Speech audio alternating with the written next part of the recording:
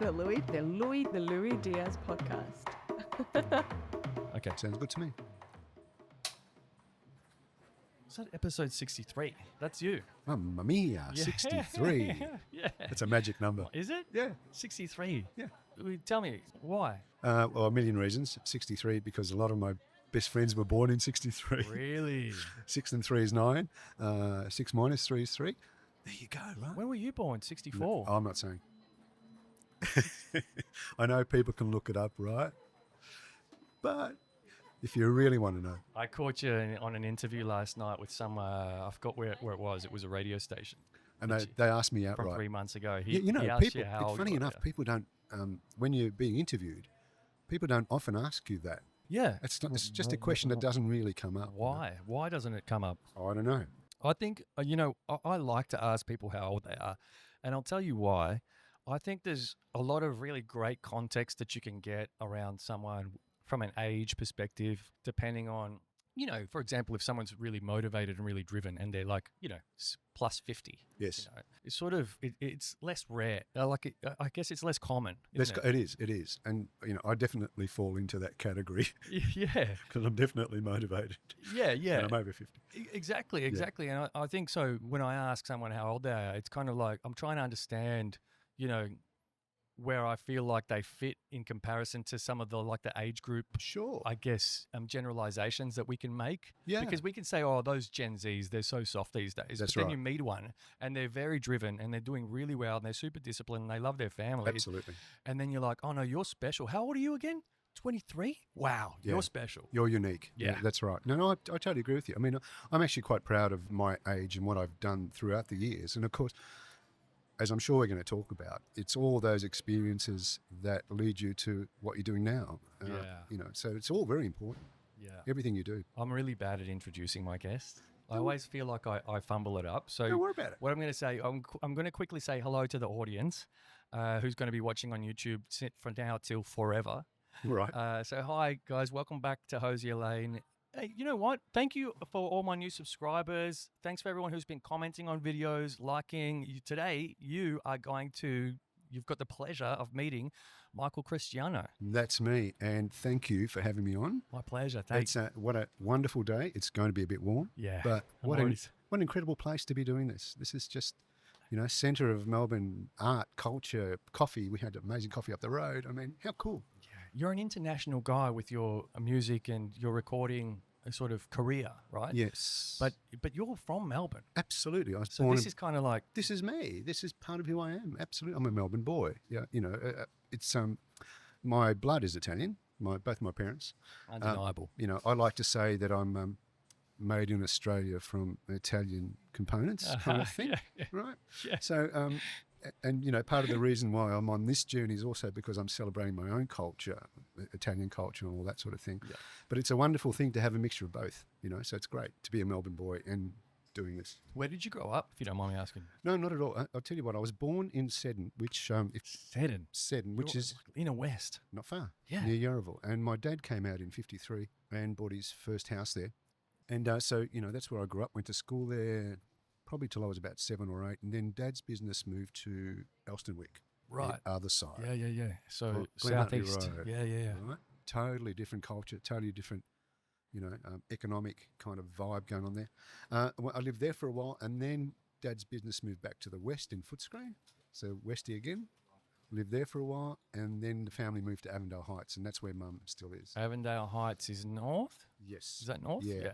Kind of Moonee Ponds. Right. Yeah. I know that Maribyrnong. area. Yeah. Yeah, I know that area. Yeah. I'm around there, actually. I'm around there myself. Where I'm in are you? Ascot Vale. Oh, well, that's not far at all. Yeah, just behind the Flemington Grandstand. I love the area around there. Yeah, it's nice. That whole Ascot Vale, Brunswick, Fitzroy. Oh my gosh, Yeah, it's what just a unique part of. It's so close to the city. That's fantastic. Yeah. And so kind of cool and cultural and bohemian, eclectic, and all the things I love about Melbourne. Yeah.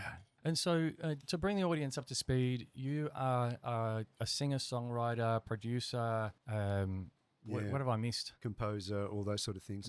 Composer. That's the okay. one I missed. Yeah. Okay. So, just a bit of background so your audience know what I've done and what I do. Yeah. Then we can keep chatting. Sure. So I was brought up playing classical guitar, so I did all that kind of academic thing when I was very young. Yeah. Like 6 years old or something. So it was academic. You were Yeah, getting I went through the lessons whole- and everything. Oh yeah, I went through the whole music examination board thing, and Right. then did some classes in composition and orchestral composition after that. So I've always been that kind of guy. Okay. Um, You love the study, like the I do. Well, yeah, classical guitar really you do need to Yeah. put a bit of study in, Yeah. and also the theoretical side of it. So not self-taught, did the whole thing. Yeah. not sure. that I have any issues with people that are. That some of the greatest guitarists and musicians are self-taught, but Of course. that's not what I did. Yeah. And so throughout that experience, it kind of led me into I was writing songs since I was a kid, but it led me into kind of studio work and session work because I could read, and guitarists normally don't. So I was called onto a lot of the recording sessions around Melbourne. And then through that time, I was already, because I grew up in studios, I started writing and producing demos until a little bit later in my career when I started producing like records for major artists, and then had a run of, number ones and hits and all that sort of stuff. And of course, your whole background starts to become much, much bigger and much, because you've got all this credit of all these albums you've produced for people and songs you've written as well, not just albums you've produced. And it's led me to this, which is one of the reasons we're here today. It's because I've recorded a new album, but it's in Italian. I've got it in my hand. All original songs. There it is. Yeah, here it is. I've really been struggling with the pronunciation. Mai Finira. Okay, so there's an accent on the A, so it's actually Mai Finirà. Mai Finirà. Right, and that means it never ends. Oh, you want to hold it up as well? Yeah, I'm holding sure. it up. But So you hold that's it up too. So that's the album. people can it's see. It's called Mai Finirà. Yeah. And on the back, but also on the inside, of course, so on the back probably, is the infinity symbol. Nice. So you can see that. I've got one of those tattooed on me. There it is, recently. right? Yeah. Mai Finirà. Oh, okay. Is that what it means? Yeah, well, Infinite. it's infinite. Okay. Never ends. Never ends. Finira. Finirà. Yeah, Finira. You got to go the Okay, Finira. That's there you go. Okay, Perfect. there we go. Man. Where's your ancestry from? Venezuela. Oh, yeah, beautiful. Yeah, well, I feel like I've got some Italian blood in me, right? And my dad last year, he sent me this picture. He tells me that the family's got a big French history, right? Yeah. But, they're right next door to each other. And there's this one guy in our family who he sent me a picture of. And this picture's from like the mid-1800s, right? He said his name is Federico Wow. Lagarde. Okay, that's an Italian name. Well, Italian-French. Yeah, There's a town actually in the south of France near Toulon that's called Lagarde. Lagarde, that's right. Yeah. But Federico. Federico's definitely Italian, and Lake Garda's obviously a famous Italian Yeah. lake. Right. So there you go. Oh my There you gosh. go. Right. I reckon there's some in there. So do you speak Spanish at all? I do speak a little bit of Spanish. Because I'm going to record. Are we going to make a wish? Right. Go on. An infinite wish. Finira. Well done. I'm actually going to record 2 of the songs in Spanish. Yeah. Because Yeah, that's love, right. I love singing in Spanish, and it's going to be so much fun doing it. And there's such a huge market, Latin market, not only South America, of course, the Philippines and Spain and what have you. Yeah, that's true. So it's quite exciting to do that. Yeah, that's awesome. Well, yeah, thank you for that. You gifted that to me, right? Of course I did. I Yeah, even did you? signed it. Yeah, I don't have a CD player my these God. days. Hey, listen, no one does. That's the whole But thing. this is just for collection's sake. That's all it is. Aha, Yeah. okay. Look, when Because I feel kind of a bit bad. Like, I'm not going to put it in a CD player. well, when the label said, do you want some physical copies? Because really, nobody has CD players anymore. Yeah. And I said, you know what? It Do just they be exist in the cars? Still cars? No, new cars don't have them. And I said, you know what? Let's just do it because it'll be a great gift to give to people, and it's got your photo on it and all that stuff. So, but quite often I'll speak to people about what I do, Yeah. and they'll say, oh, I'd love to hear music, and I'll say, well, are you on Spotify? Yeah. And they go, well, yes and no. I said, well, have you got a CD player? They go, huh? What's that? Most young people don't even know what it is. That's crazy. Yeah. Yeah. That makes me feel really old. Well, me too, because you don't have them in cars anymore. You don't have them in homes anymore. Computers don't come with them, Yeah, that's right. The So- old CD-ROM. right? So you Remember can't. I CD-ROM? know. It used to be I called remember CD-ROMs. really well. I remember the days when 16 megabytes of memory was like $3.5 grand. Oh, no. Yeah. That's going back a long time. It tells you, just save your money. Don't buy the latest thing. That's Just save your money. Yeah. It's going to be something better when you actually need it. Don't go crazy. I forgot to turn on the neon light. You know what? I was going to ask you about that. Why Yeah. isn't that on? Well, because sometimes I forget, because I'm managing all the parts and pieces. Well, that's good because now people really notice it. Oh my gosh, Yeah. that's just made the whole thing. Yeah. And it's coming off your glasses too, which Oh is man, kind of cool. even cooler. Yeah. I'm not taking them off now. Yeah. Well, yeah, it's funny because there's a lot to manage, and I'm not a great multitasker, right? Well, you're doing pretty well. I don't know. Multitasking is hard, right? And so I've really got to focus and concentrate. So thank you for going and getting a coffee and letting me finish It's setting my up. pleasure. But if there's one thing that I would forget to turn off, it's that. And thank God, because sometimes it's been the camera, sometimes it's been the audio, the microphone. Yeah. and it's like, Yeah. Well, you know, I think you're doing a great job of multitasking today Thank you. because you're running 2 microphones. Yeah, this guy's amazing, by the way. He's running 2 microphones. He's got this incredible camera, yeah. and then you've got one stand. You've got this, the powering everything. You've got oh my gosh, seriously, you are multitasking. Yeah, well, it's like a little studio. You were asking me off air. You were asking me about this location. Yeah. Yeah, and if I need permission, and I said probably. And you know what? How did I? You asked me how I came up with this, right? And I'll answer that because I know that you're curious, and I don't want to you leave here without answering that. No, because I won't sleep.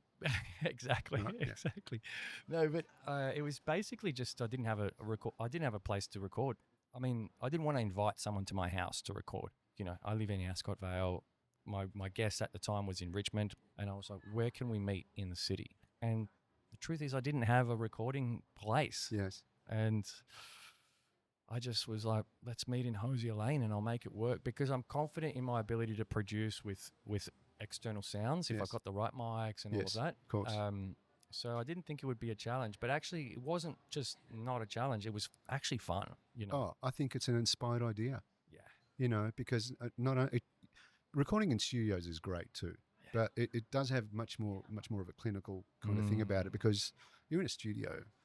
It's the same thing happens to me when I'm producing an artist, if I'm doing a vocal.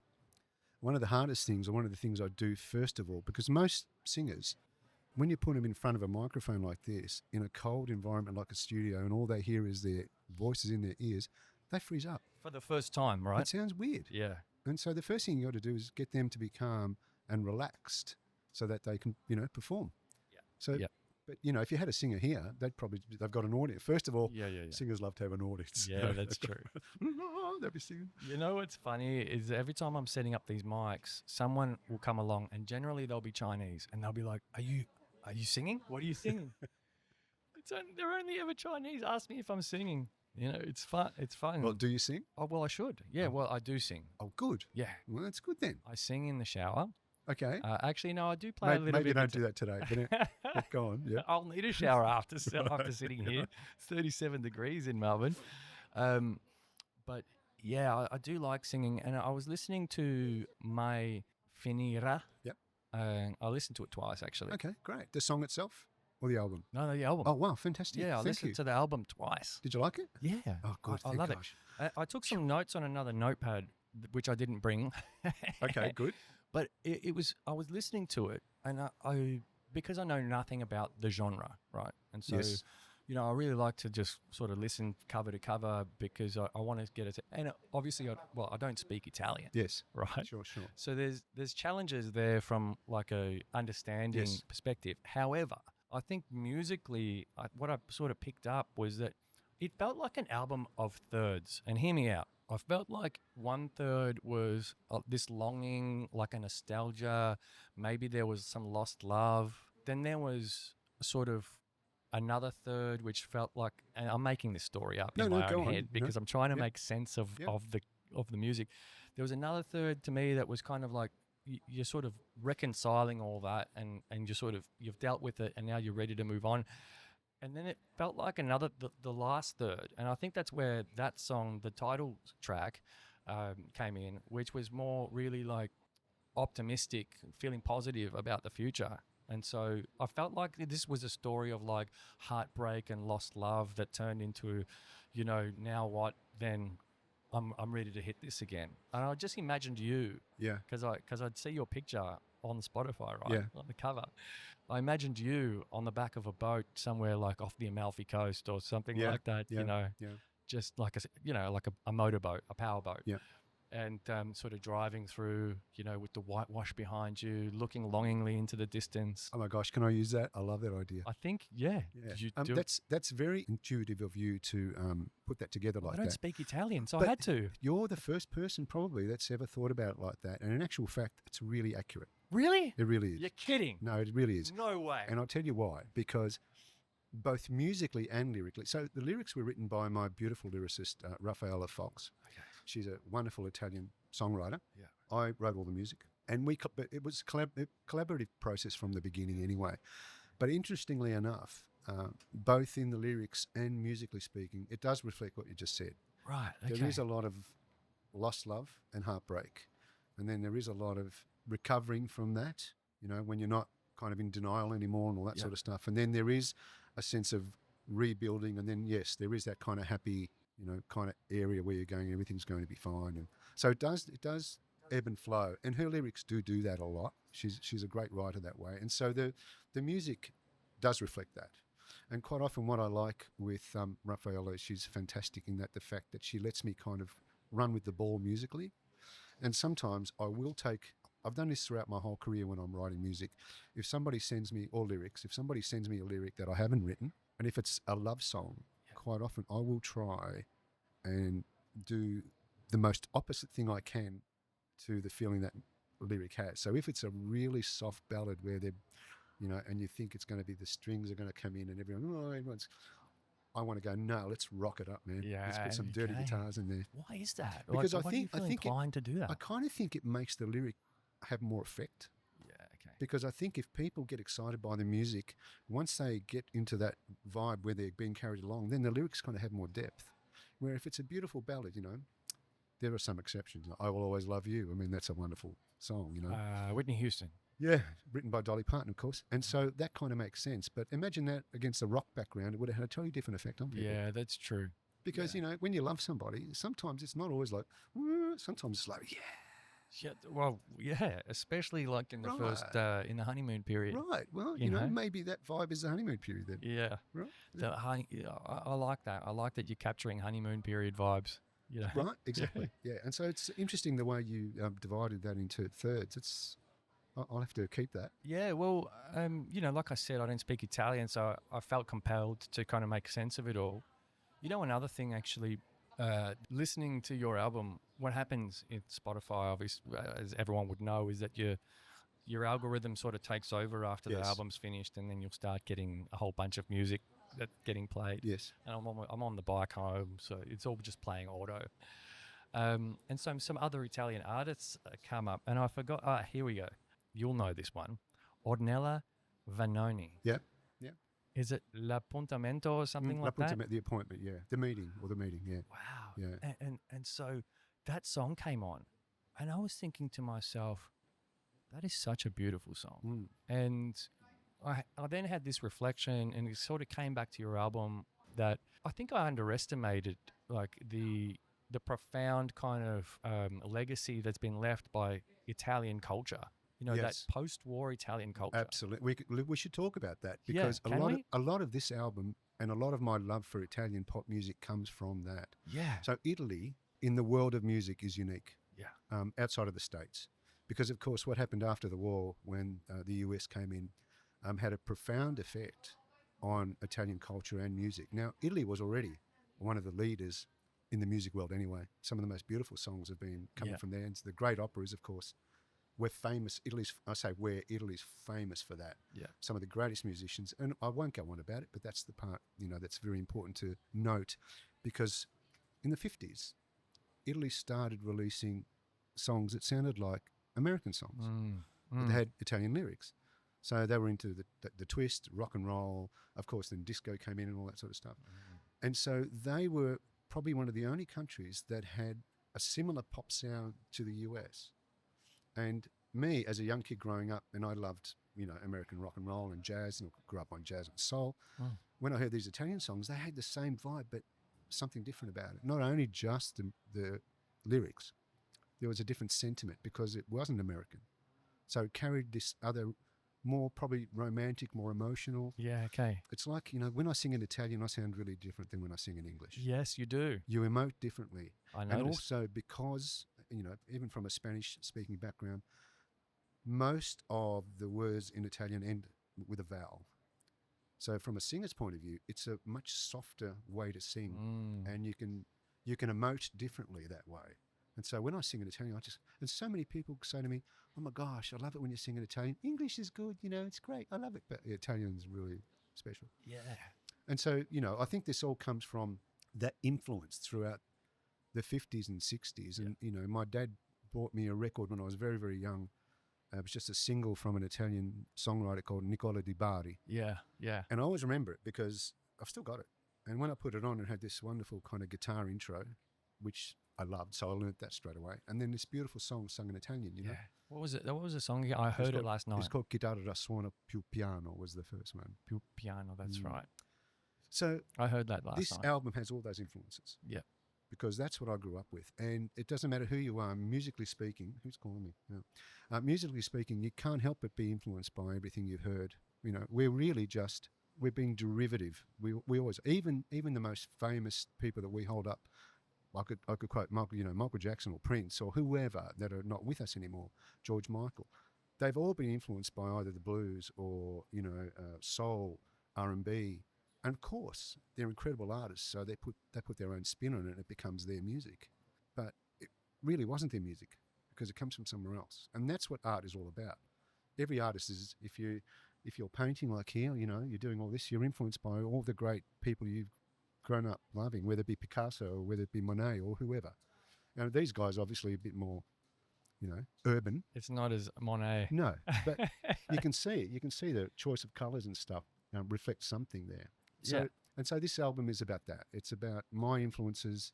I wanted it to have a bit of a retro sound about it because I love that. And also... When you say retro, was it like 80s, 90s? Well, kind of, because I'm a guitar player. Yeah. So, one of the things I really miss in modern music is the instrumental, the old days when you'd get to the middle eight and then after the middle eight, there'd be this great guitar solo or sax solo or something that showed, the instrumental prowess of the artist, whoever it was or whoever was. And I grew up loving that. And I thought, I'm going to bring that back. Because when you're doing a song live, I can tell you right now, the moment you pick up a guitar and you can actually play, it freaks people out. Because I think the young generation these days, and I'm being general about it, they kind of don't see that much anymore. Everything's become very, very... How can I put it? Everyone writes everything on a computer now. Yeah, I think everything seems to be optimized for like a chart-topping radio That's right. hit. Yes. You want to try and get as many streams as you can. Yeah. So cut the solo out. Make sure the beats... Well, the solo brings it from 4 minutes down to 3.5, doesn't it, if you cut the solo out? Of course. And so I'm just thinking back to the old days when I used to own CDs, right? And you'd pick up the back of the CD and there'd be the track list on it. Yeah. And sometimes they'd even have the time, the length of time that the track went for. Do you remember this? Of course. Yeah. And so, you'd see, one song 8 minutes long and there's like 2 solos in it. But you're right. You bring up an interesting point about the musical prowess that seems to be that goes missing, right? I think, like, if I think of modern artists and like probably the biggest ones in the world, you talk about Ed Sheeran, Taylor Swift. I think there's so much about the vocal performance in their music that you're right. Like, they've got these incredible musicians that play with them, but rarely does the crowd ever get to witness the musical prowess, as you put it. It's a bit sad, isn't it? Yeah, only live, I guess, if you see her band, and then you can see actually how the whole thing comes together. Yeah. But who's soloing? No one's soloing in a Taylor Swift concert. No, not really, no. Yeah. But, her market's not that market anyway. Yeah. And that generation don't really understand that. But if I can tell you how often people will just get so shocked if I pick up a guitar and just start playing, and they go, "How do you do that? How do you make music like that? How do you pick up an instrument with just made out of wood and strings and make it talk?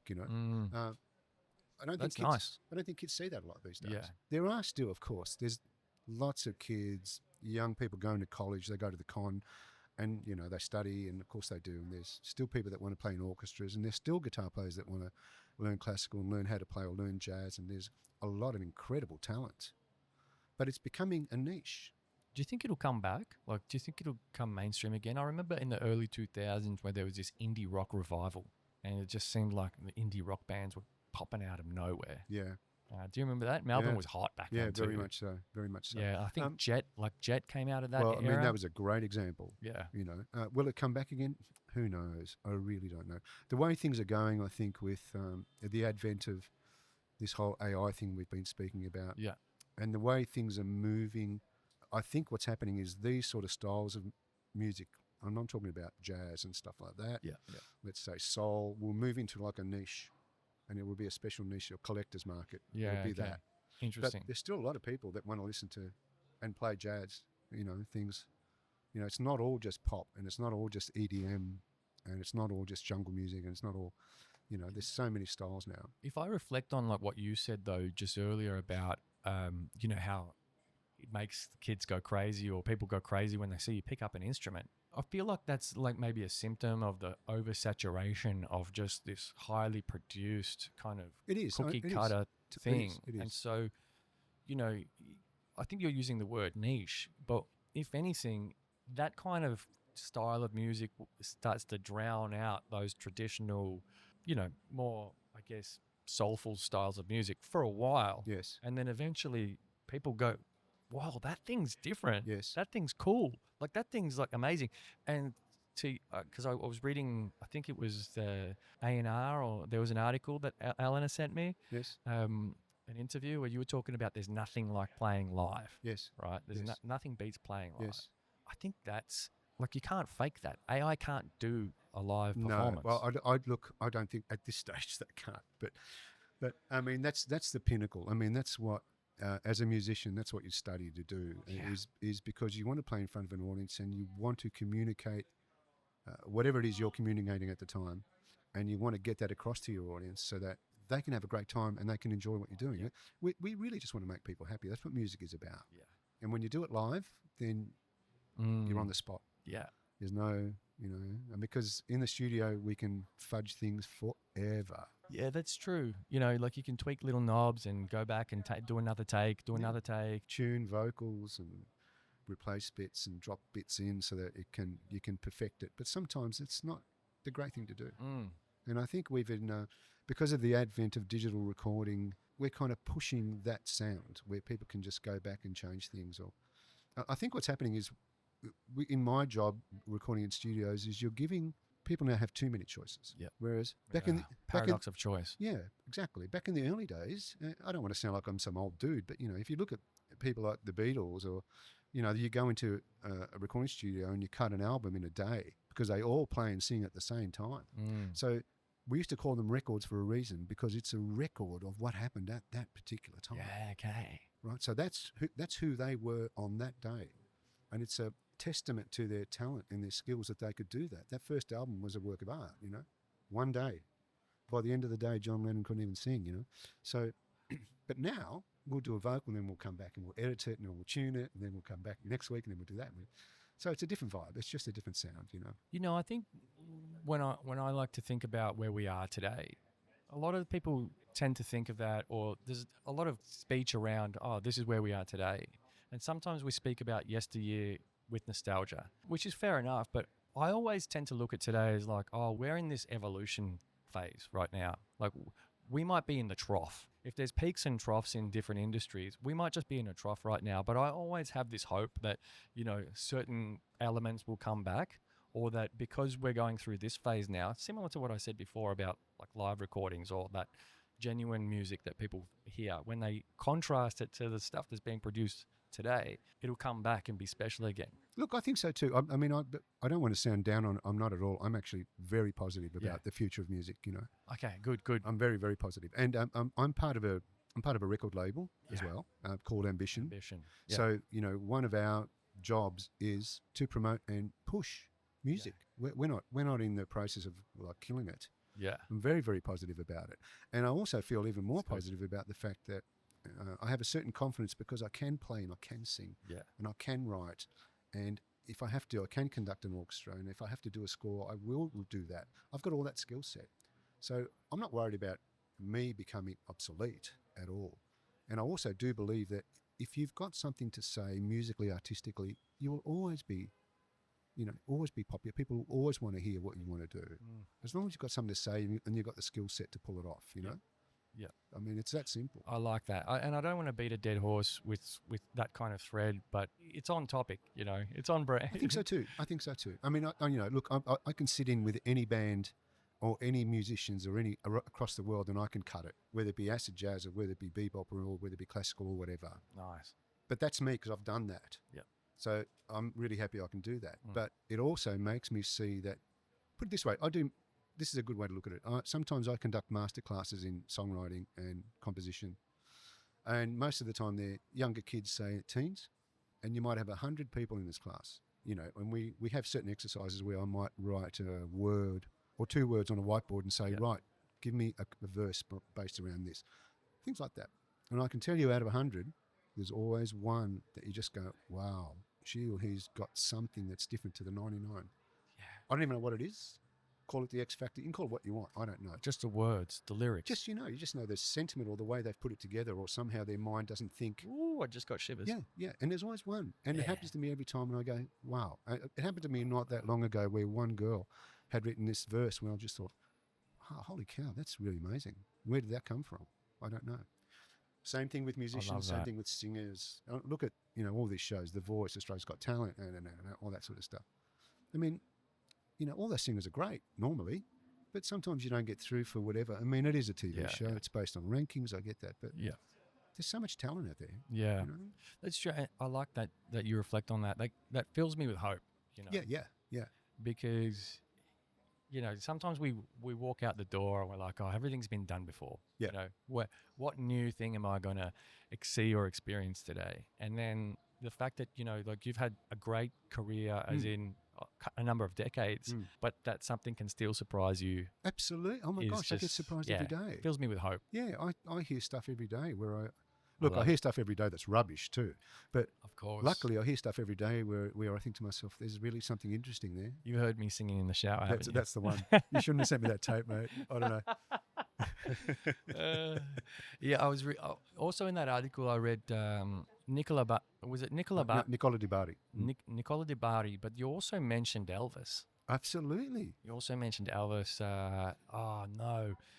You mentioned, what was that? Viva Las Vegas. That's the one that you mentioned in that article. Yeah.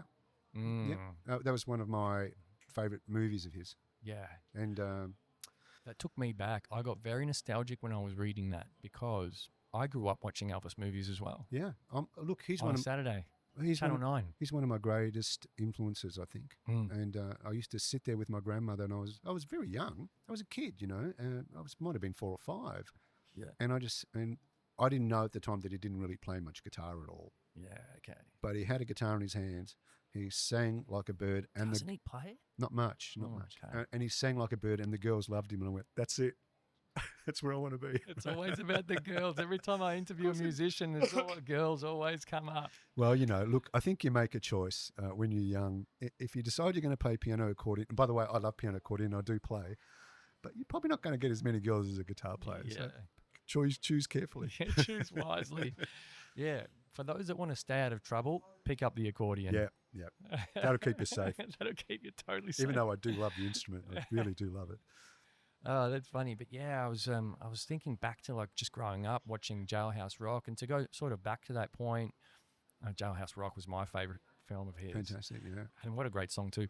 I was just thinking back to what we were talking about earlier around, that time in history, post-World War, the fusion of American music and what that did when it was, exported over Italy and how the Italians put their mix on it.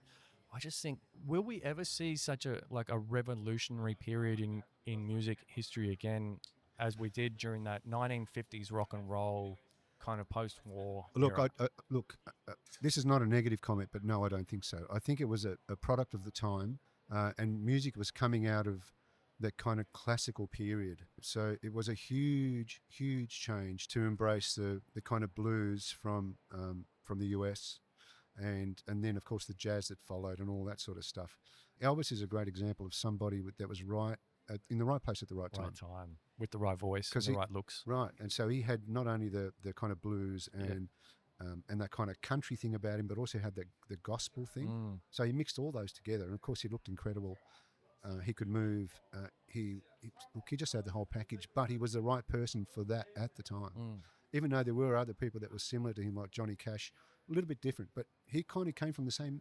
He had the same influences. He just went more country, all those guys at the time. Elvis just happened to shine through, and also because he started making all those films, so he was in everyone's living room. In the zeitgeist, for sure. Yeah, I mean, my grandmother, till the day she died, thought he was Italian. Of course she did. But then she thought the Marx Brothers and Tony Curtis was as well. So anyway. I noticed that about Italians. They like to claim people as theirs, like Especially Australians and Kiwis. Yeah. Russell Crowe, he's definitely Aussie. Yeah, right. Well, Keith Urban, same. Yeah. Right. Oh, what? He's a Kiwi. You're kidding? Yeah. No way. Yeah, but my grandmother, if you had kind of dark hair and you were Tony Curtis is a classic. If you had dark hair and you were handsome, no, he's Italian for sure. Of I go, course. he's Jewish. No, he's not. He's Italian. Very funny. That reminds me of a story. Oh, well, I won't tell this story. No, but okay. it reminds me of You can cut it out later. Well, it's, because it comes across like I'm being a little bit, I'm getting a bit ahead of myself. But like the short of it is that one day I had some Italians be like, "You're Italian, aren't you?" And then I had some Greeks be like, "You're Greek, you're aren't you?" Greek, And yeah. I had some Lebanese be like, "You're Lebanese, aren't you?" And They want to claim you, don't they? they want to claim you. Yeah, I know. I It's so love it. funny. I love how cultures just want to claim people that they Oh, like. It's such a classic, yeah. It happens all the time. It happens in my family, my extended family, even in Italy, they do that.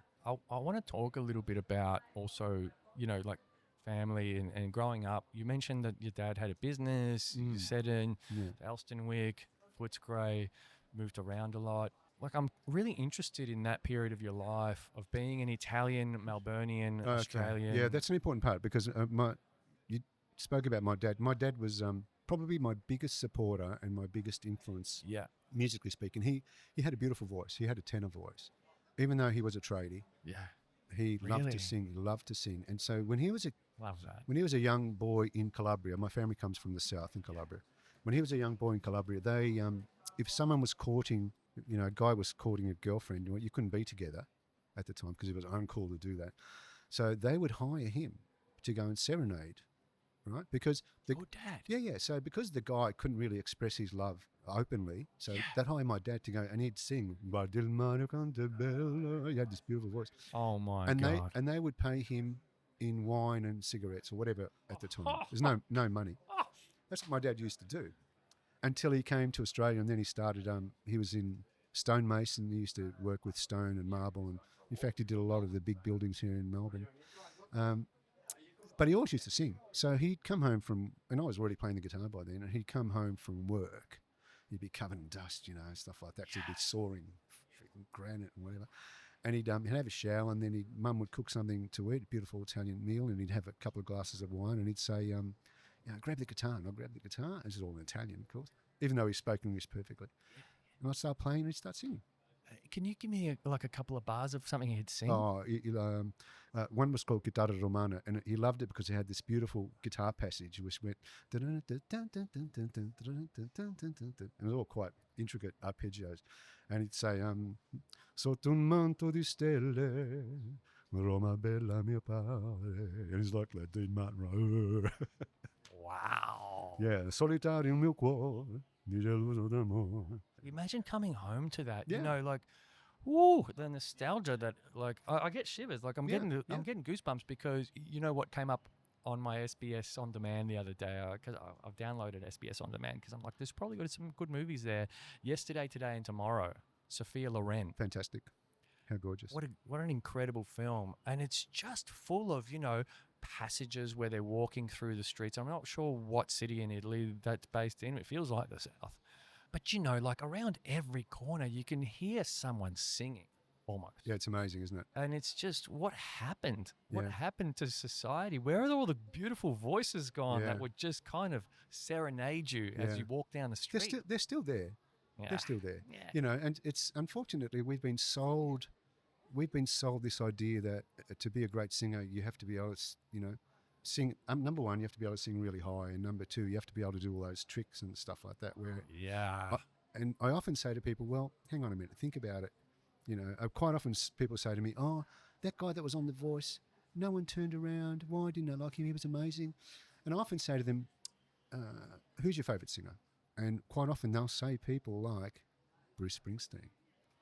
Let's say, right? Bruce Springsteen. Or sometimes they'll go Bryan Adams, or sometimes they say Bruno Mars, or half the time if you put them on The Voice, people wouldn't turn around. So Yeah, that's true. It's about voices that touch you. Yeah, like Mick Jagger wouldn't. Like, no one would turn around for Mick Jagger. That's a classic. Well, imagine putting Paul McCartney on The Voice. They probably wouldn't turn around. Yeah, even though he's got a beautiful voice. He's a fantastic singer.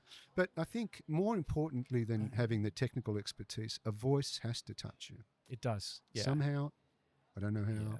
It's in the interpretation of the songs and something about in the emotion. Yeah. You know, it's like every singer, like I did on this album, you try and put as much emotion into it as you can so that your voice carries through, you know, and touches people. I did, like I alluded to earlier, I did feel a lot of emotion. You know, it took me on a roller coaster of, you know, heartbreak to triumph almost. Good. That was the plan. There was I did listen to another song that you did. I forgot what it was called. I'll Never Find Another You. Oh, that famous Seeker. Oh, okay. That's another thing we need to talk about.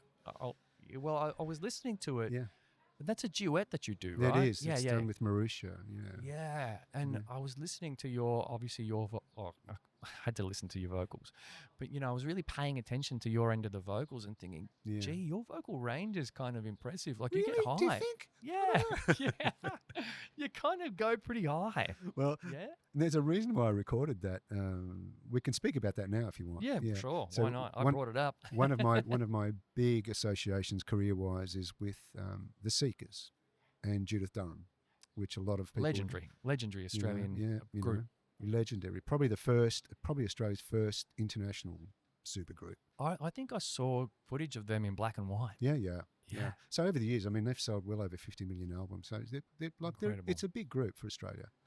So I've been their producer since 1992. So I've got a long association with them. They've become, they're my family, really. I mean, Judith's gone now, and I produced all her later albums. So we were together a long, long time. Loved her dearly, still love her. She's gone, but I still speak to the boys. So I'll Never Find Another You was their first big hit. And they recorded it originally? Oh, yeah, it was theirs, yeah. So, and that was written by Tom Springfield. So people out there would know, if you don't know, Tom Springfield was the brother of Dusty Springfield. Right. Famous I was going to singer. say, I know Dusty, but I never heard of Tom. Yeah, so Tom wrote all the big hits for the Seekers. And Marusha, who is the soprano that sings with me on that, she was doing some shows with us 2019, I think it was. Right.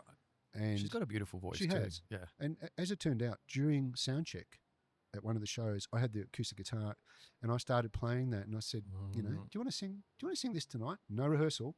We did one run through at soundcheck more or less of us playing and singing. And I think we did it that night, and that's kind of what the recording was. And it was really paying homage to Judith and the group, because I've always loved that song anyway. And that's why we did that. But the Seekers have been a major part of my life. And I've written some stuff for them as well, and with Bruce Woodley, who's one of the members. And I spoke to, Athel yesterday. So we're still in contact all the time. And they're my very, very, very, very closest friends. Well, I hope they watch this. I hope so too. Well, I will let them know. They'll be watching it. Everybody will be watching it. I've told everybody. Yeah, nice. Yeah.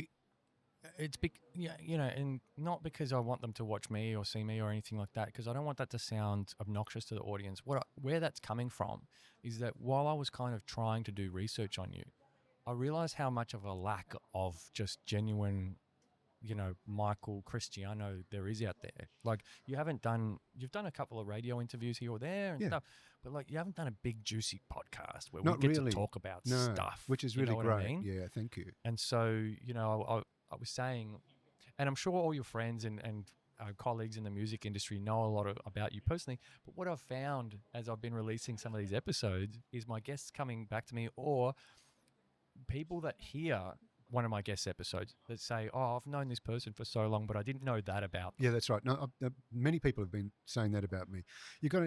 This is a picture about me, is because I've been in the background for most of these years. I've been producing everyone else. Yeah. I've been writing songs for everyone else, and I've been making everyone else sound as good as they possibly can. That's what producers do. That was intentional though, Totally. right? That's what you wanted to follow, producing. Totally. Yeah, totally. Okay. And songwriting. That's all I've ever done. I really, it's not like I grew up with this desire where I was going to be a big rock star. Well, I almost felt like when I read that article, like you did, like you joined, like you started a band called Rebel I or know something. I did all that. And I Yeah. felt like, Elvis was an inspiration. So course. Yeah. I felt like at some point early, the trajectory would have been like to be the biggest rock star possible. Yeah, I never really thought about it like that. Oh. I just thought about trying to make music as good as I could possibly, and play as good as I possibly could play. Okay. And once I started producing people, my job was to make them sound as good as they could possibly. Yeah. So if that meant writing new material for them or changing whatever they've got or rearranging the song or playing on it, because I play on that album, I played everything. So it's impressive. I can play lots of stuff. Yep. So that was my job. I always felt like that was my job. But with the advent of this coming out, now I'm putting myself in a different situation where I'm much more upfront with stuff, which has been fantastic. I'm loving it. It's really good fun. Yeah, well, exactly. And so, like I feel like in the sphere of, Michael Cristiano and the availability of content around you and your life, I feel like there's a huge gaping hole that, people need to catch up on. Yeah. Like, what was it like? What did you do? Yeah, cool. What did all those years entail? Well, put it this way, I've been saving it all out. It's time to bring it out. Yeah, exactly. And it's kind of, well, I'm glad, I'm really glad that you're doing this because, and I'm grateful that you're here. So am I. Thank you. Yeah. I'm really thrilled to be here. Because it's nice. It's nice for me to have the opportunity to sort of try to help unearth things about someone that has been kind of in the shadows a little while. No, and I don't mean that from a derogatory sense. No, not at all. I think you're absolutely right. So many people have said the same thing. I mean, Eleanor, who manages me, Eleanor Di Fiore is my manager, and she looks after all my business stuff, but also is an incredible PR person, and she's a freaking genius, really. When we first started working together, she often said to me, I just can't believe how much stuff you've done. Yeah. She says it even today, even though she knows everything about me now.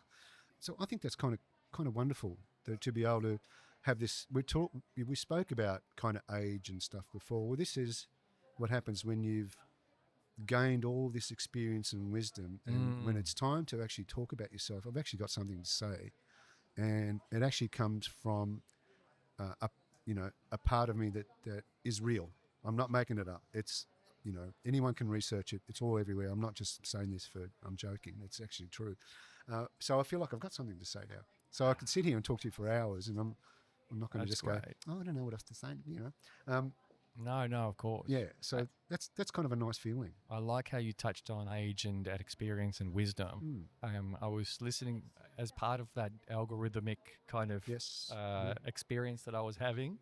There was a song that came on, and there was a lyric in that song that was, if there was a fountain of youth, I wouldn't drink from it. I swear that's true. Yeah. And I was thinking, hang on, I had to pause in my own head and reflect on that lyric because I thought about it. I was like, if I could go back 21 years and sort of be a little more, I don't think a little more handsome, but like just be a little more, I don't know, would if someone said to me, hey, listen, if you drink this, you can go back 20 years. You'll wake up tomorrow and you'll be 21 again, right? I kind of understood that lyric for the moment because I've just thought I've made a bunch of mistakes in life. I've had a bunch of triumphs. I've experienced, in that time, the birth of my daughter and the ups and downs of these relationships. And I would never trade youth for the wisdom, But I think what you're saying, I feel the same. That says a lot to me about you because that means that you're happy within yourself where you are and who you are now. I have no choice.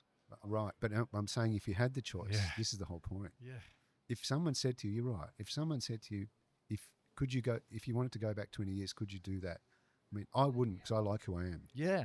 And so I can see, I can tell, and I can tell that. And I like that. Yeah. Because that means if you went back 20 years, something else would happen. You might be better. I don't know, but I never feel that desire. I definitely invest in Bitcoin when that person told me right, about it. Okay, maybe that. That's the only thing I've changed. Hey, listen, I've got to tell you a story. I've got a friend of mine who shall remain nameless who knew nothing about Bitcoin. And he happened to live next door, or 2 doors down was this guy that knew all about it. And he said to him, this is years ago, he said to him, hey, do you want to buy some Bitcoin? And he said, no, not really. I don't even know what it is. just give us a couple of grand or whatever. Just, have you got a couple of grand? And, all right. So he kind of did it anyway. It turned into, I don't even know how many hundreds of thousands. Really? Yeah. Wow. Where is that guy now? Wow. I want to find that guy. Wow. Yeah. He's not hanging around here. Well, it doesn't happen anymore, right? So Oh, how funny. what how an amazing funny. story. Yeah, how funny. You know what? I often get to this part of the podcast and I'm like, we're missing something. We are missing something. I know what it is. What is it? Food. Yes, it's food. It's food. You know what it is? I can smell something Right, coming out so of an can I. event somewhere. Well, I happen to have brought something with me for you today. And by the way, look, I'm upfront about this. I ask my guests to bring food, and it's not because I'm I need to be fed, but I feel like it's a fun element. It's a fun part of the podcast. It's a fantastic part of it, and I've got a story about this as well because this food comes from. So they're